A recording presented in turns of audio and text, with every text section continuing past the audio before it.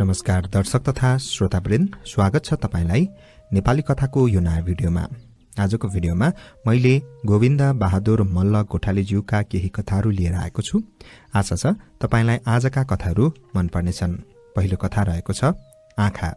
कथाकार गोविन्द बहादुर मल्ल गोठाले।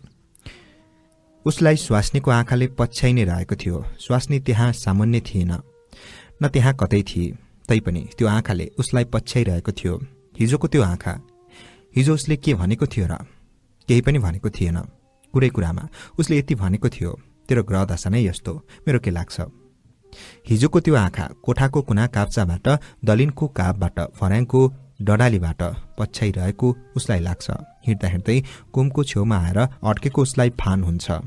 स्वास्नीको कपाल फुलिसकेको छ, सेताम्य त भएको छैन। ऊ हिरालाल, ऊ पनि त 60 वर्ष पुगिसकेको छ र उसको पनि कपाल एकपछि अर्को फुल्दै आइरहेको छ। उसले जन्म र यो उमेरको बीचमा कति लामो अवधि पार गरिसकेको छ, कति के कुरा देखिसकेको छ र कति के भोगिसकेको छ। तर ऊ हिरालाल दुब्लाएर सिट्ठा नाक लम्बिँदै गएको अझ जिउँदैछ र 60 वर्ष पुगेको छ। हिरालाललाई राम्ररी सम्झना छ। बाबुको औँला समाएर पहिलोपल्ट त्यो ठूलो दरबारभित्र गएको, त्यो कुरा भर्खर अस्ति जस्तै लाग्छ उसलाई। ढोकाभित्र पस्न खोज्दा सङ्गीन समाएर पहरा बसेको मूर्ति चाहिँ ठाडो सिपाहीहरूको आँखाले उसलाई खामोश हेरिरहेको थियो। उसले बाबुको हात कस्सेर पक्रियो र ढोका पार गरेर पटाङ्गिनेमा पुग्यो। घोडामा राज भएको ठूलो राजा अलि पर देखियो र एकछिनपछि दुल्कीको चालमा दौडिएको घोडा बाबु छोराको सामुन्ने आएर टक्क अड्यो। उसको बाबुले छोराको हातलाई छटकारेर छुट्याएर हडबडाएर दर्शन गर्यो। घोडा हिँडिन आयो। राजाले घोडैबाट बोली बक्स्यो, ए मोतीलाल, त्यो को नि? प्रभु, छोरो। हिरालालले बाबुले पिठ्योमा अलि जोडले हिर्काएको चाल पायो र सँगसँगै बाबुको सोट सुन्यो, हेर, दर्शन नगरेर। उसले झटपट बाबुले चाहिँ हत्केलालाई पुष्प अञ्जलीको अनार बनाउन खोजेर दर्शन गर्यो। राजाको ओठ केही मुस्कुरायो, ए छोरा त चलाक रहेछ, होइन र मोतीलाल? घोडा दुल्कीको चालमा फेरि दौडियो र पटाङ्गिनीको पारीपट्टि पुग्यो। त्यसपछि ऊ दरबारमा बराबर जाने गर्न लाग्यो। उसको बाबु जज साहेबको बैठके। उसले ठूलो राजा जज साहेबको ठूलो छोरो भनेर चिन्यो। सानो राजा कान्छो छोरो। उसले पटुकामा खुकुरी सिउरेका सारा 8 परियालाई चिन्यो। नाक डल्लो ढोकेलाई चिन्यो। त्यस्तै कोही मोटो, कोही दुब्लो, कोही चिम्छे, डोले, भान्चे बाहुन, सहिस, गोठाला, ड्राइभर सबैलाई चिन्यो। त्यहाँ सामेल हुने चाकडीबाजहरूलाई पनि चिन्यो। उसले रानी साहब, मैया साहेबहरूलाई पनि चिन्यो र दरबारिया भाषा बोल्न पोख्त भयो। दरबारिया सोमत कायदा अदबमा वाकिफ भयो। रानी साहेबको पछि पछि चाँदीको करुवा समाएर हिँड्ने, त्यस्तै त्यसै पछि लाग्ने केटी सुसारे, त्यस्तै छ्यालबाट चियाएर हेर्ने केटी सुसारेहरूलाई देख्दा उसलाई अर्कै लोक लाग्थ्यो। त्यो लोक छुत्रो झुम्रो घर भएको टोलभन्दा भिन्न लाग्थ्यो।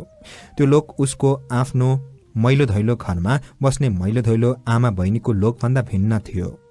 ऊ राम्ररी ठूलो हुन नपाउँदै उसको बाबुको परलोक भयो। आमा रोएको उसलाई राम्ररी याद छ। पछि आमा पनि परलोक भई, त्यो पनि उसलाई राम्ररी याद छ। अब त्यो स्मृति मात्रै छ, त्यो वेदना छैन त्यो स्मृतिमा। बाबु परलोक भएपछि 13औं दिनको श्राद्ध सिद्धाएको भोलिपल्ट ऊ दरबारमा गयो। रानी साहेबको खोपीमा ऊ पुग्यो। रानी साहेब बालिष्टमा जिउ अडाएर राज भएको थियो। मर्जिना नानी पनि त्यहाँ थिए र रानी साहेबको पाउ सुमसुमाइरहेकी थिए। हिरालालले दर्शन गर्यो। उसलाई देख्न साथ रानी साहेबले एकछिन अचम्म मानेर उसलाई हेरिबक्स्यो।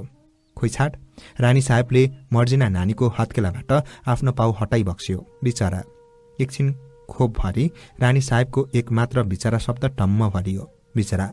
बिचरा मोतीलाल त्यसै गयो हेर। यस्तो सानो केटाकेटीलाई बिचल्ली पारेर कति चाँडो गयो। बिचरालाई रोग पनि कस्तो लागेको। ए के जाति, के तेरो नाम? तेरो नाम के रे? हिरालालले बोल्न सकेको थिएन।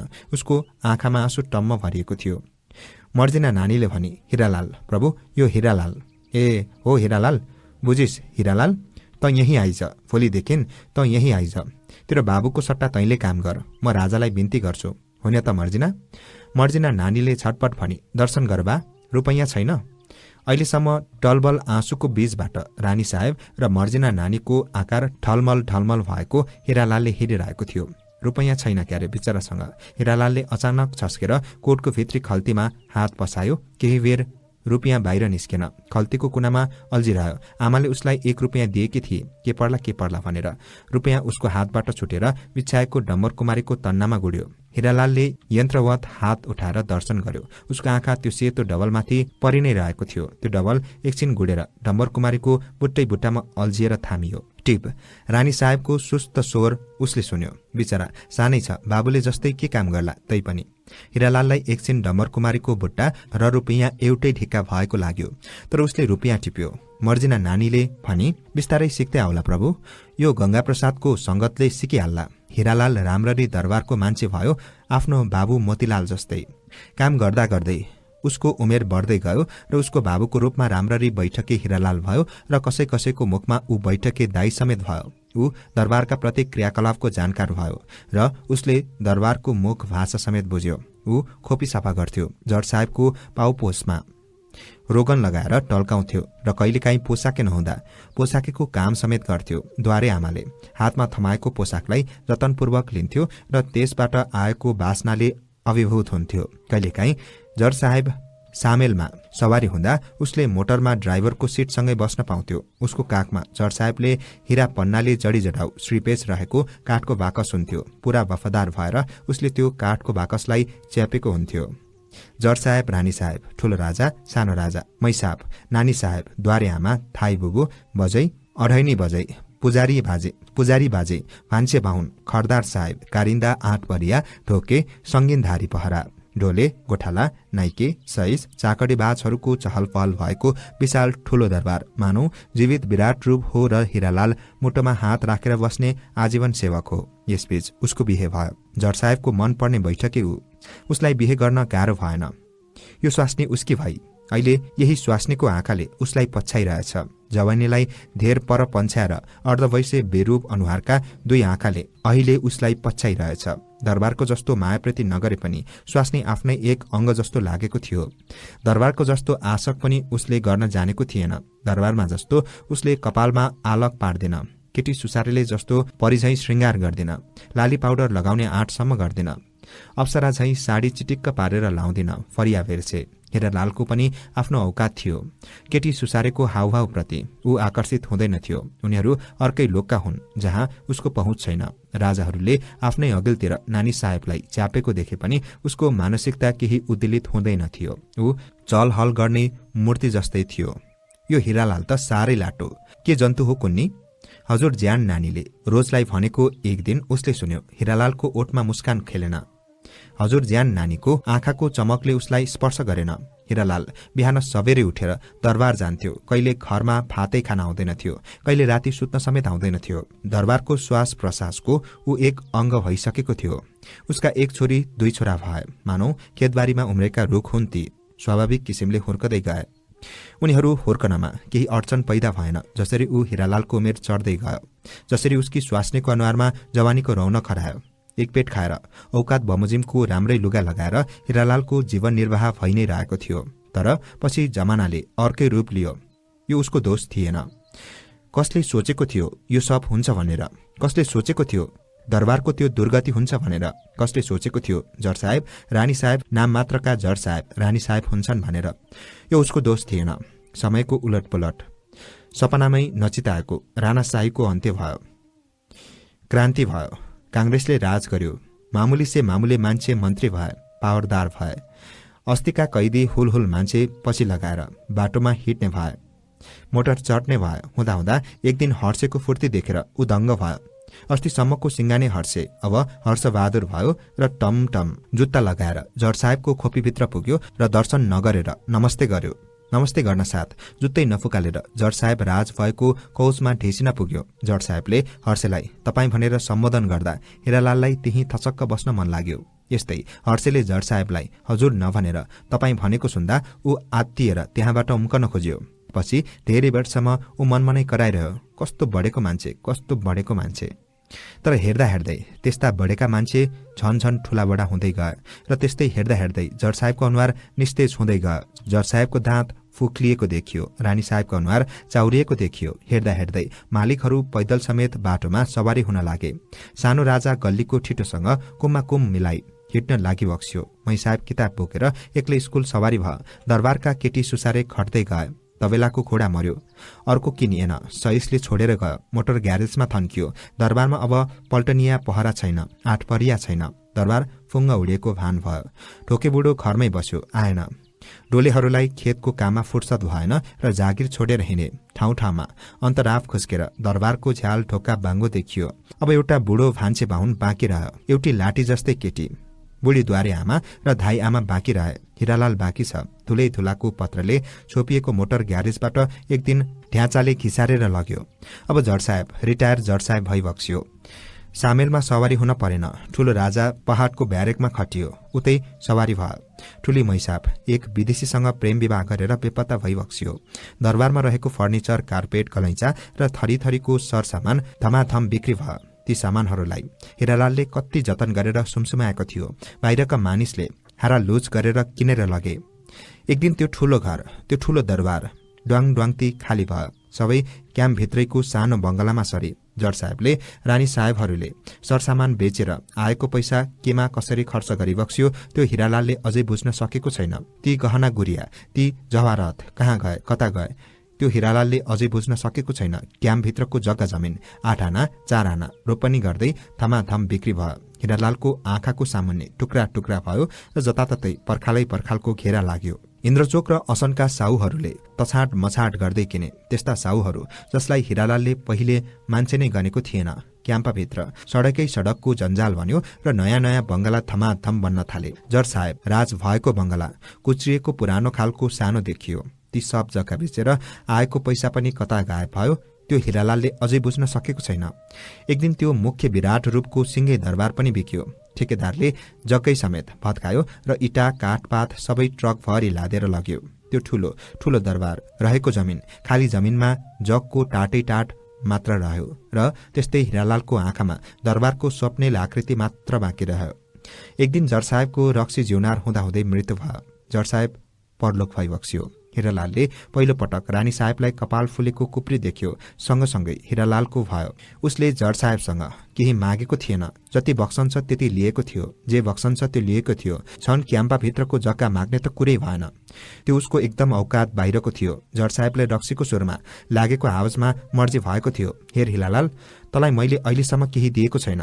जे भए पनि त मेरो पुरानो मान्छे, तेरो बाबुको पालादेखिको आफ्नै मान्छे। तँलाई म दिन्छु, दण्ड नमान, म दिन्छु। तर बक्सन नपाउँदै जड साहेबको स्वर्गीय भयो। रानी बर्खीभरि सेतो पोसाकमा टोलाएर राज हुन्थ्यो। बर्खी सिद्धिन साथ रानी साहेबमा अचानक परिवर्तन आयो। कपाल काटी बक्स्यो, बफ हेयर राखी बक्स्यो, सेतो रौँलाई चिम्टाले टिपी बक्स्यो, पाउडर लगाउन सुरु गरी बक्स्यो। एक दिन टाढाको जेठाज्यू नाता पर्ने कहाँ राज हुन सवारी भई बक्स्यो र फर्की बक्सेन। द्वारे आमा कुप्रेको जिउ लिएर रानी साहेबको पछि पछि लागि। धाई आमा कहाँ गई हिरालाललाई थाहा छैन। त्यो रहेसकेको सानो बंगला पनि बिक्यो। हिरालाल आफ्नो घरको आफ्नै कोठैमा बसेको बसै भयो र धेरै दिनसम्म घरबाट बाहिर निस्केन। ऊ पछि ज्वरोले निस्लोट भयो। यी सब हुनु हिरालालको दोष थिएन। उसको के दोष? तैपनि स्वास्नीको आँखाले उसलाई पछ्याइरहेछ।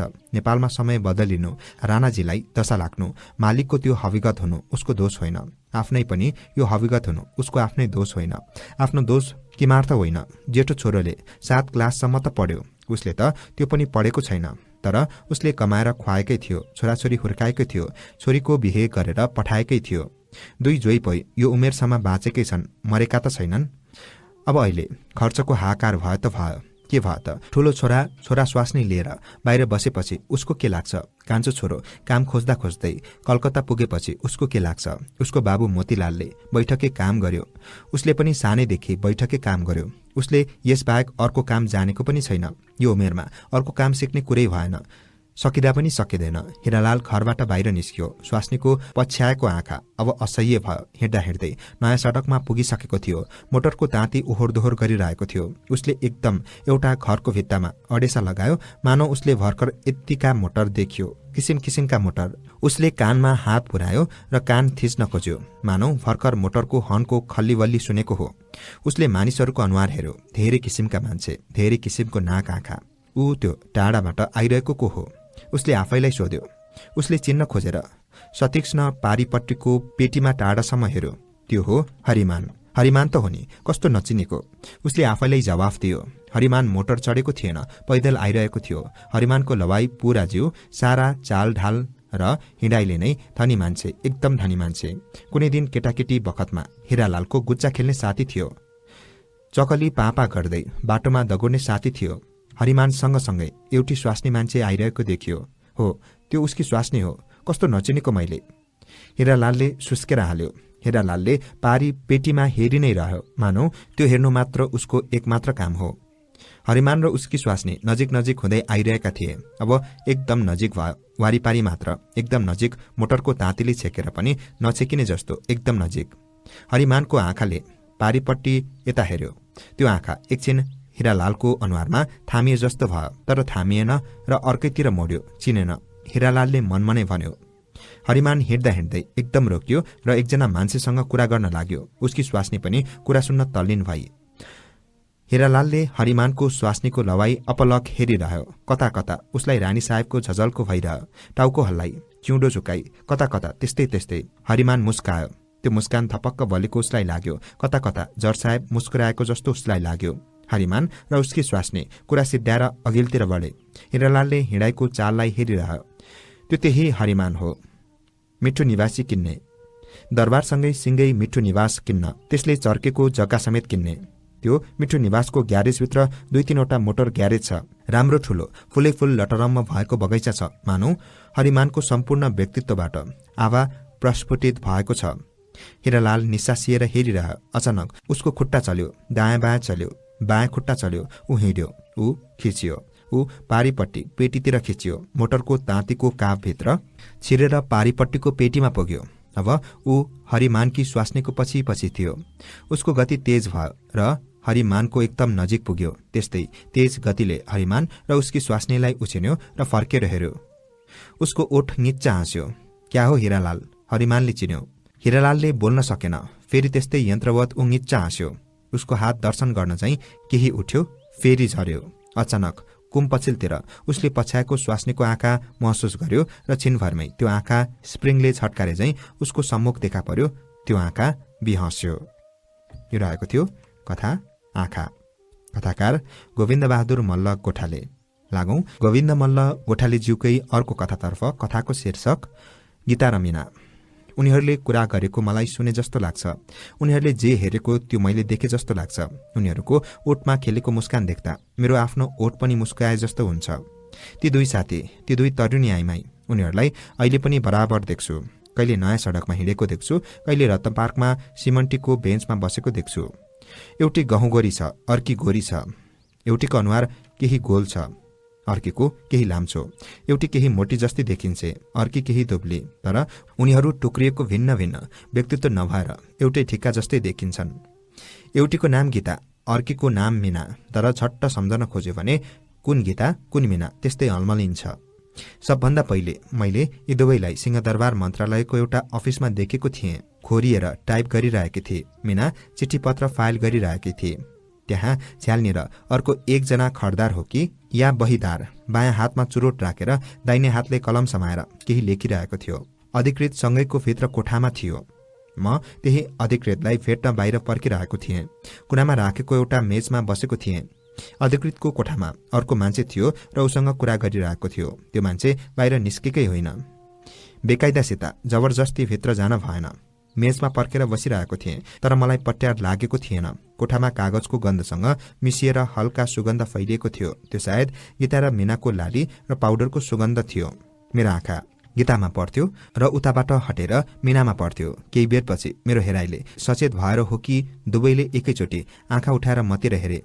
मैले तुरुन्तै सचेत भएर आँखा ओह्राले। उनीहरू फेरि आफ्नो काममा लागे। मैले अल्छी लागेको स्वाङ गरेर हाई गरे। कति बेर मैले सुन्ने गरी भने, तर त्यसको जवाफ कतैबाट आएन। टाइपराइटर चलेको आवाज र कागजको सरसराहट मात्रै सुनियो। मेरो आँखाले फेरि गीता र मीनालाई हेर्यो।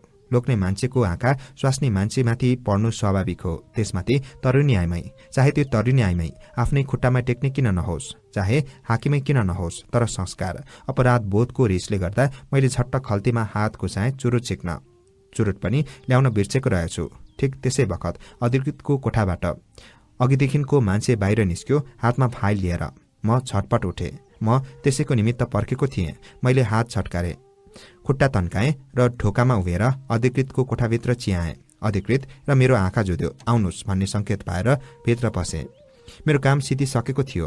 अब अरू कुनै अफिसको कुनै कोठामा जानुपर्ने काम थिएन। तैपनि म सिंहदरबार बाहिर जान सकिनँ र बरान्डाको झ्यालबाट चोकमा हेरिरहेँ। ती दुई गीता र मीनाले छोडेको हल्का सुगन्धको आवाज फैनै रहेको थियो। म त्यसै उभिएर बसिरहेँ। पारिपट्टि झ्यालै झ्यालको लामलाई हेरिरहेँ, तर खाली टेबल र मेजको छेउछाउ देखिन्थ्यो। प्रतीक्षा झैँ मानिस उभिएको र त्यसै प्रतीक्षा झैँ मानिसको चहल पहललाई स्वप्ने लाखाले हेरिरहेँ। मेजमा एउटा मान्छे अघिदेखि पीठ फर्काएर टाउको झुकाएर खोरिएर बसेको बसै थियो। म विचार शून्य भएर हेरिरहेको थिएँ। मेरो पीठ पछिल्तिर असाधारण चहल पहल भएको सुने।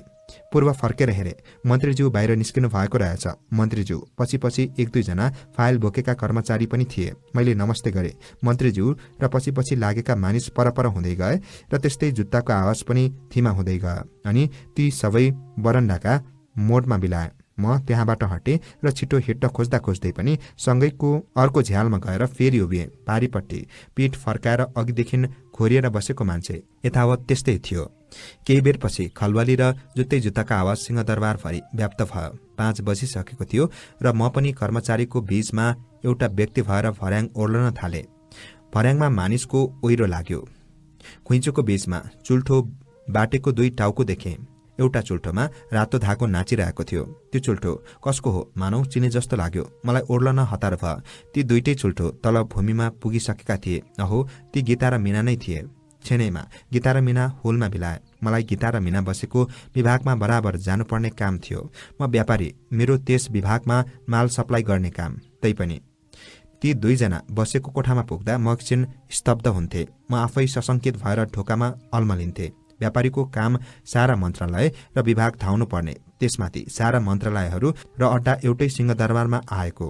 म यता धाउँथे, उता धाउँथे, यता पुग्थे, उता पुग्थे, फाइलको पछि पछि लाग्थे, पिउनलाई चुरोट खुवाउँथे। तर सबै काम सिद्धाएर पनि केही नपुगे जस्तो लाग्थ्यो, केही गर्न बाँकी भयो जस्तो लाग्थ्यो। अनि म त्यसै गीता र मीना बसेको कोठातिर तानिन्थे। मैले त्यस विभागमा ठूलै रकमको टेन्डर पनि राखेको थिएँ। मेरो रकम केही बढी थियो, तर कम रकमको टेन्डर दाताले राखेको नमुना विभागको निम्ति नमिल्दो थियो। तसर्थ सानैलाई स्वीकृत गर्नुपर्छ भन्ने कर थिएन। त्यसको निर्णय भएको थिएन। अधिकृतले फाइलमाथि सचिव कहाँ पठाएको थियो। फाइल फर्केको थिएन। मेरो काम त थिँदै थियो। तैपनि म सशंकित भएर ढोकामा अल्मलिन्थे र छेनभरमै साहस गरेर कोठाभित्र पस्थे र खाली भएको मेचमा थचक्क बस्थे। गीता र मीनाले सँगसँगै आँखा उठाउँथे। कलम कोरिरहेको कारिन्दाले मन नपराई मलाई हेरेको भान हुन्थ्यो। पछि मतिर हेरेर निच्च हाँस्थ्यो। मैले त्यो हाँसोलाई नदेखेको भाव गर्थे। टाइप गर्ने काम, फाइल मिलाउने काम त थिँदै थियो। कहिले गीता टाइप गर्ने काम छोडेर कलम टोकिरहेकी हुन्थे, कहिले मीना फाइल मिलाउने काम छोडेर दुवै हत्केलामा आफ्नो चिउँडो अडाएर केही सोचिरहेकी हुन्थे। उनीहरूका आँखाले मलाई यो कोठामा स्वीकार गरिसकेका थिए। म उनीहरूको निम्ति परिचित भइसके। तर धेरै पछि मात्रै मैले उनीहरूको नाम थाहा पाएँ। मीनाले गीतालाई बोलाएपछि, गीताले मीनालाई बोलाएपछि नाम थाहा पाउने मलाई उत्सुकता थिएन। नाम जे भए पनि मानिस त्यही हुन्छ। नाममा मानिस सीमित हुँदैन। दुवैको अझसम्म बिहे भएको थिएन, सोध्नै पर्दैन थियो, त्यसै थाहा हुन्थ्यो। दुवैको कपालमा सिन्दूर थिएन।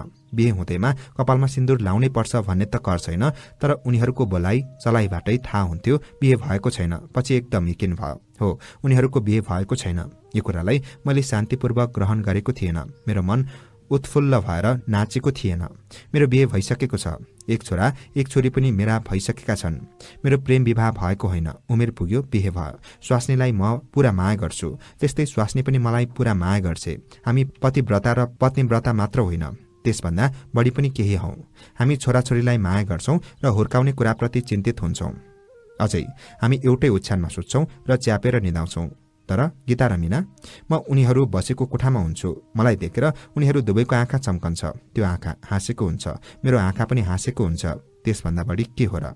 गीता र मीनालाई बाटोमा सँगसँगै हिँडेको देख्छु, सिंहदरबारको भर्याङ सँगसँगै उक्लेको देख्छु, रत्न पार्कमा बसेर कुरा गरेको देख्छु, पसलमा माल किनेको देख्छु, देउता थानमा लाम लागेर देउता दर्शन गर्न पर्खेको देख्छु।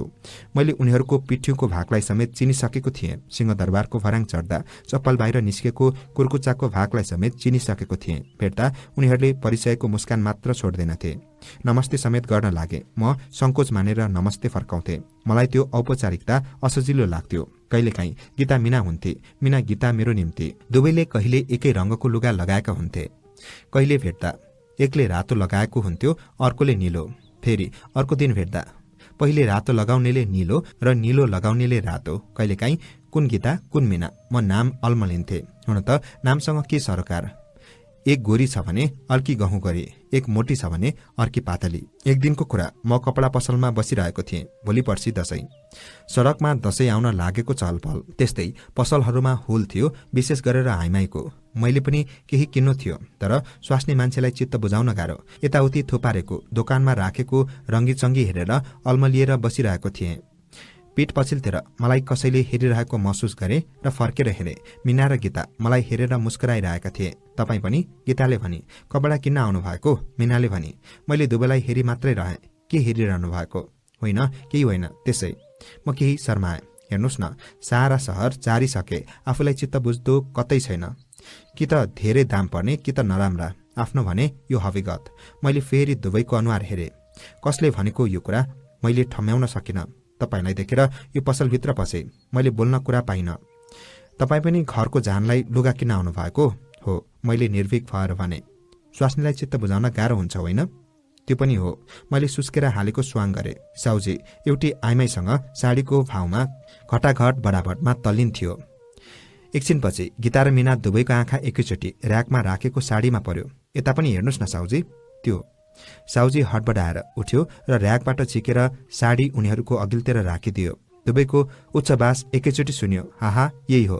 अहो, दुवैलाई एउटै मन परेको। मैले आश्चर्य मानेको स्वाङ गरे। अब एकछिनपछि कपडातिर झोकेको उनीहरूको पिठ्यौको पार्श्व मात्रै देखियो। घटना अन्धो हुन्छ, अकारण मन पर्दीसित घट्छ। सिंहदरबार सल्कियो। प्रजातन्त्रको देनस्वरूप 2007 सालको क्रान्तिको देनस्वरूप मन्त्रालय सल्कियो। श्री 3 महाराज चन्द्र शमशेरले निर्माण गरेको सिंहदरबार, रोलै पिछेका श्री 3 महाराज राज गर्ने सिंहदरबार, त्यो सल्कियो। सिंहदरबारमा आग लागि, सिंहदरबारमा आग लागि। अघिल्लो दिन राति अलि बढी रक्सी खाएकोले बिहान अबेरसम्म सुतेको थिएँ। उठ्दा कपाल दुखेकै थियो। सिंहदरबारमा आग लागि, सिंहदरबारमा आग लागि। म छटपट उक्लेर कौशीमा पुगे। पूर्वतिर सिंहदरबार पर्थ्यो र धराको गजुर आकाशमा तेर्सिए नै थियो। गजुरलाई व्यवस्था गरेर धुवाको मुस्लो आकाशिरहेको थियो। केही बेरपछि म सडकमा पुगिसकेको थिएँ। मानिसहरू सबै सिंहदरबारतिर लम्किरहेका थिए। म पनि मानिसहरूको होलमा सामेल भएँ र सिंहदरबार लम्किएँ। सिंहदरबारभित्र कसैलाई जान दिएको थिएन। कमिलाको ताती झैं क्याम्पाको पर्खाललाई घेरेको सडकको पारिपट्टि उभिएर हेरिरहेका थिए। त्यो ताती एकदम खामोश देखिन्थ्यो। सिंहदरबारको त्यो ठूलो विशाल मूल ढोका मुख बाएको बाई देखिन्थ्यो र त्यसभित्र जंगी जीव ओहोर दोहोर गरिरहेका थिए। जंगी जवान त्यसभित्र हटाएर भित्र गइरहेका थिए र बाहिर निस्किरहेका थिए। मन्त्रीहरू सबै भित्र पुगिसकेका थिए। महाराज धिराज पनि भित्र सवारी भएको सुनियो। भद्रकालीको हुलै हुलको बीचमा गीता र मीनालाई प्रष्ट देखे। उनीहरू चुपचाप एकनासले विनाशलीलालाई हेरिरहेका थिए। म अघिल्तिर पुगे। उनीहरूको खामोश आँखा म माथि पर्यो। उनीहरूको आँखामा मलाई चिनेको भावना आयो। अहिले गीताले नमस्ते गरिन, मीनाले पनि नमस्ते गरिन। केही नबोलेर चुपचाप उनीहरू जता हेरिरहेका थिए उतै हेरिरहे। धुवाको मुस्लो होरिझैं आतंकित यत्र तत्र फैलिरहेको थियो। अचानक एकदम विशब्द आवाजले जमिन थर्कियो। पछि थाहा भयो त्यो डाइनामेट फोडेको शब्द थियो। बेलायती बैठकतिर बढिरहेको आगोलाई थन्काएर रोक्न डाइनामेट लगाएको थियो। गीता र मीना त्यहाँ थिए, म पनि त्यहाँ थिएँ। बिछोटले विमोहनले म चुपचाप खामोश थिएँ। म त्यहाँबाट हट्न सकेको थिएन। तर सिंहदरबार बचेन। गृह मन्त्रालय खाक भयो। अर्थ मन्त्रालयको नामो निशान रहेन। शिक्षा मन्त्रालय, वैदेशिक मन्त्रालय, उद्योग तथा व्यापार मन्त्रालय, त्यस्तै अरू सबै मन्त्रालय भस्मीभूत भयो। अब मन्त्रालयहरूको चिल्लीबिल्ली भयो। विभागहरू बाहिर जता ठाउँ पायो उतै ओत लाग्न पुगे। सबै एकै ठाउँमा एउटै सिंहदरबारमा अवस्थित मन्त्रालय विभागहरू यत्रतत्र फैलिए। कुनै यता कुनै उता, कुनै उता पारी कुनामा, कुनै यता वारी कुनामा। काम कुरामा जान पहिले कति सजिलो थियो, कति रमाइलो थियो। एकै दिन एकैचोटिमा सबै ठाउँमा भ्याउन सकिने। अब त्यो भएन। अर्थ मन्त्रालय बबर महलमा पुग्यो। शिक्षा मन्त्रालय ठमेल केशर महलमा पुग्यो।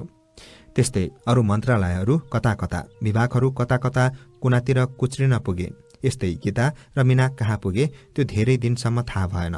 उनीहरूसँगको सम्पर्क अब एकदम टुटेको भान भयो। कति चाँडो गीता र मीना बस्ने त्यो कोठा स्मृतिमा मात्र शेष भयो। एक न एक दिन काम परिहाल्छ। केही दिनपछि काम पर्यो। त्यसै विभागमा जहाँ गीता र मीना थिए अब सिंहदरबारतिर लम्किन। त्यो विभाग शहरको एक कुनामा 2 तले घरमा टुहुरो झैं बसेको थियो। भित्र पसे। बाटो साँगुरो अँध्यारो थियो। केही टुटेफुटेको दराज र भाँचिएको बिग्रेको मेच यताउति लथालिङ्ग थियो। मैले त्यसै बीचबाट जिउलाई खुम्च्याएर पाइला चाले। यताउति दायाँ बायाँको सानसानो कोठाभित्र चियाए। रङ्गरोगन नसुकेको खस्रो पस्रो नयाँ टेबल र अनुहार र दनुहारको केही फर्निचर अस्तव्यस्त देखिन्थ्यो। आगोबाट बचेखुचेको केही फाइलको मैलो पोको कुना काप्चामा थुप्रिएको थियो। अड्डाको दयनीयताप्रति म केही हाँसे। कसलाई खोज्नु भएको? पिएनले सोध्यो। मैले हतारिएर अधिकृतको नाम लिए। मलाई आफूलाई वास्तविक कुरा लुकाए जस्तो लाग्यो। हुन त अधिकृत बाहेक मेरो अरूसँग कामै थिएन।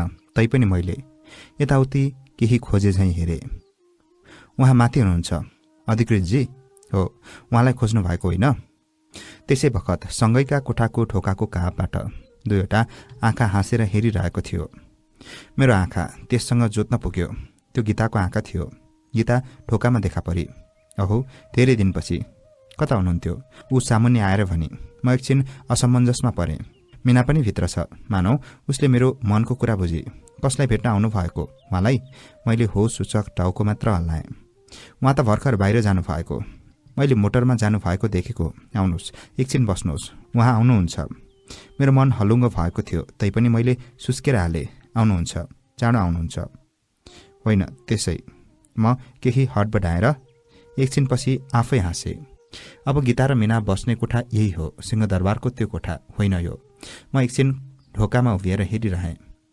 यही त्यो अफिस पुनर्जीवन पाएको यो सानो कोठामा मैले एकै निमेषमा कोठाको सारा कुरा हेर्न खोजेँ। यत्र तत्र ल्युन उप्केको भित्तामा पहिले नै आँखा पर्यो। त्यहाँ त्यस्तै जसोतसो हतारोमा किनेको दराज, टेबल, मेज यताउति अस्तव्यस्त छरिएको थियो। पहिले कतिका फाइलको पोकाको चाङ थियो। अब त्यो छैन। सबै गायब छ। दराजका खण्डहरू खाली खाली देखिन्थ्यो।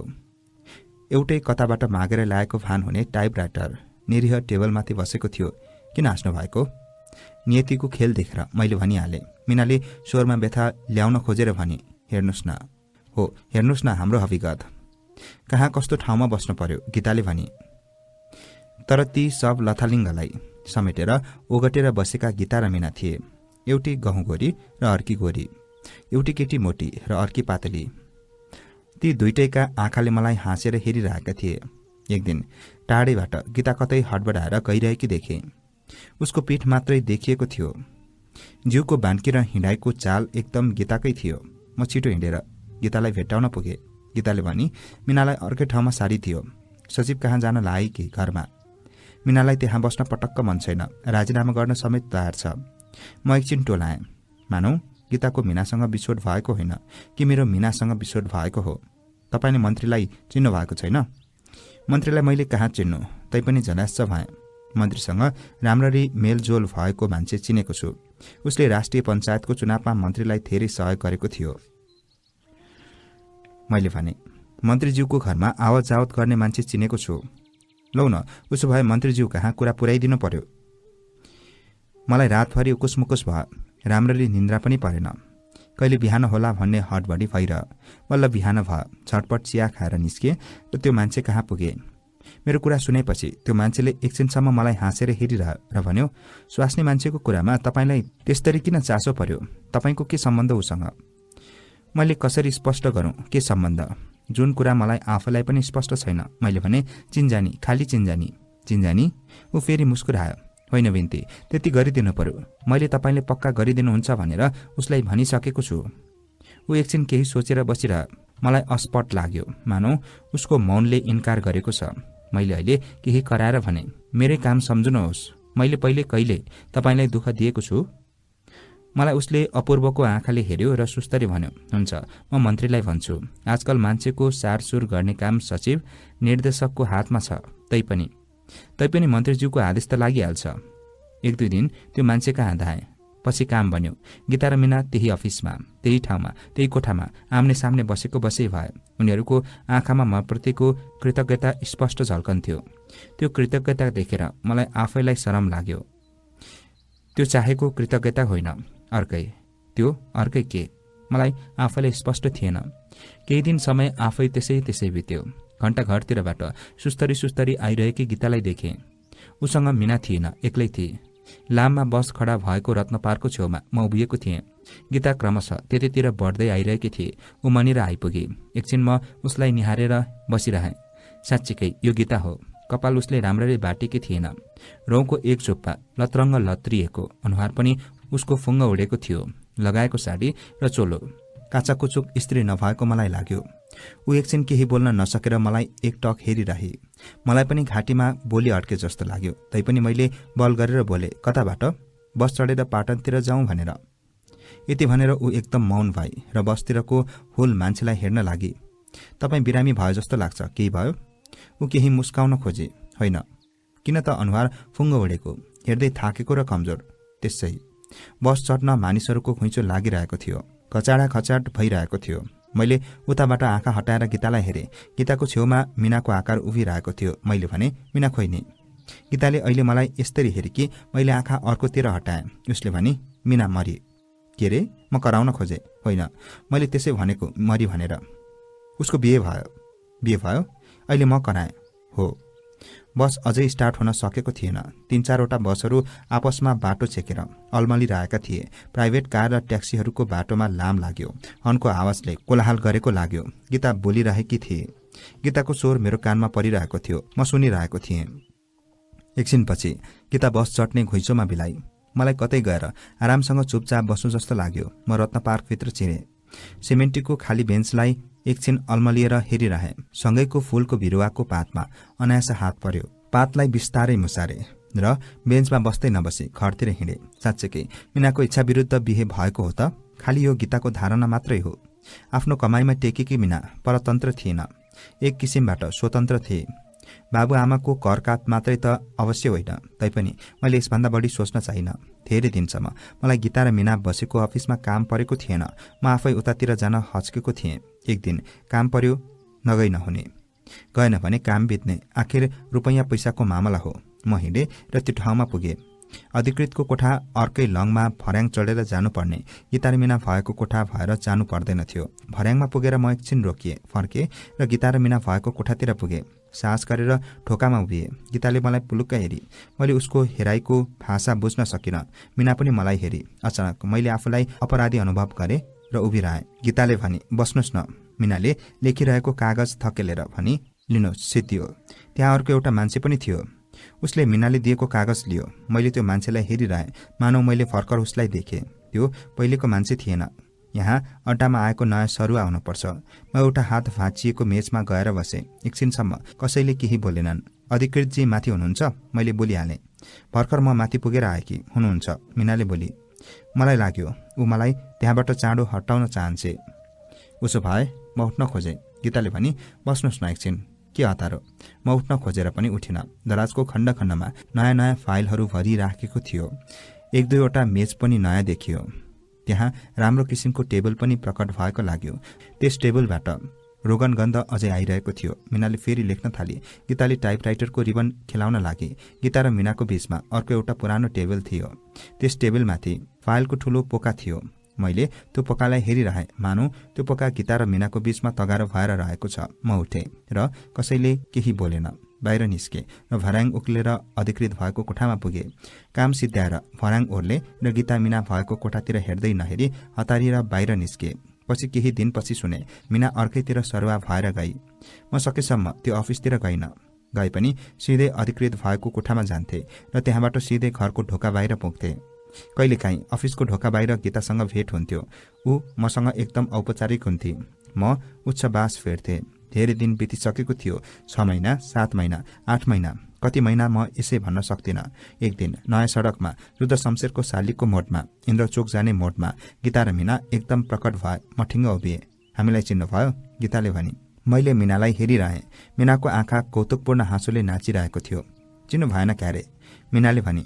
त्यस बेलासम्म म सम्हालिसकेको थिएँ। मैले हाँस्न खोजेर भने, तपाईहरूलाई मैले बिर्सने? अनि किन वाल्ल परेर हेर्नु भएको हो? गीताले भने। मिना केही दुब्लाइसकेको थिए र उसको लाम्चो नाक र लाम्चो अनुहार अझ लाम्चिएको लाग्यो। मिनाले घर छोडेर आई, बस्न सकिन। पहिलाई पारपाचुके पनि गरिसके। गीताले भनी, मैले बोल्ने शब्द पाइन। म हेरेर बसेँ। सायद मेरो अनुहारमा कुराको विशेष प्रतिक्रिया भएको देखिन गीताले। सायद यसलाई मैले स्वाभाविक रूपमा ग्रहण गरेँ। गीताले मलाई भन्दै गई, मैले पनि घर छोडेँ। के रे? म एकदम आश्चर्यचकित भएँ अहिले र गीताको अनुहार पढ्न खोजेँ। हो, मिना र म सँगै बस्छौँ, हामी सँगै बस्छौँ। एउटै घरमा डेरा लिएर। ऊ पनि घर जाँदिन, म पनि जान्न। अनि मानौ मैले आफूलाई प्रश्न गरेँ, अनि के हुन्थ्यो? हामीलाई यसै रमाइलो हुन्छ। कसैको करकाप छैन, कसैको लाज सहनु पर्दैन, बाबुआमाको पनि। केही कुरा त गर्नै पर्छ। मैले आफूलाई सम्हालेर सोधेँ। अहिले एउटै अफिसमा, त्यही ठाउँमा? होइन, फरक। म त्यही छु। अफिस फरक भएर के भयो त? बस्ने ठाउँ एउटै हो। बस्ने ठाउँ एउटै। मैले सुस्केर हालेर सोचेँ, गीता छ, मिना छ, मिना छ, गीता छ। अँगालेर बसेको जोडी जस्तै। मैले आफ्नो मनस्थिति आफै बुझ्न सकिनँ। राति घरमा कोठामा बिछौनामा मैले स्वास्नीको ओठमा ओठ जोडेँ र धेरै बेरसम्म मैले ओठलाई त्यसै रहन दिएँ। कथा रहेको थियो गीता र मिना। कथाकार गोविन्द बहादुर मल्ल गोठाले। तपाईलाई यो कथा के कस्तो लाग्यो? यो सँगै आजको लागि कथाहरू सकिएका छन्। भोलि पुनः नयाँ कथाको साथ उपस्थित हुने नै छु। तबसम्मका लागि बिदा दिनुहोस्। नमस्कार।